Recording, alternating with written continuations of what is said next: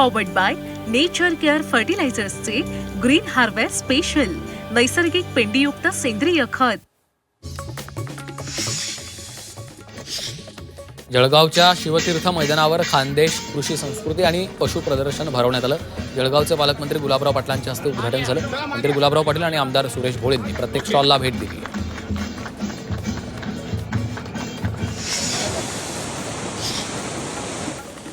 साताऱ्यातील कण्हेरच्या डाव्या कालव्याला भगदाड पडलं. कालव्यात उरमुडी धरणातून 475 क्युसेक आणि कण्हेर धरणातून 275 क्युसेक असा एकूण 750 क्युसेक विसर्ग सुरू होता.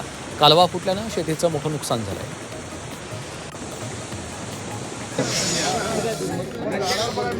सांगलीमध्ये देवगड हापूस आंबा दाखल झालाय. प्रति डझन आंब्याला 6,000चा भाव मिळाला. पोषक वातावरणामुळे यंदा मोठ्या प्रमाणात आंब्याची आवक होणार असल्याचा अंदाज व्यक्त केला जातोय.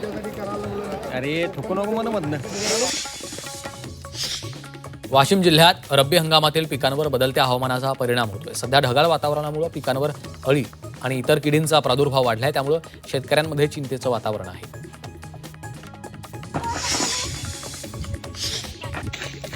भिवंडीत गारपिटीमुळे आंबा पिकाला फटका बसणार आहे. भोकरी गावातील महिला शेतकरी प्राची घोडविंदे यांनी लागवड केलेल्या 150 ते 200 आंब्यांच्या झाडांना चांगला मोहर आला. मात्र 2 दिवसांपूर्वी झालेल्या गारपिटीमुळे आंबा मोहर पडून गळून पडण्याची भीती आहे.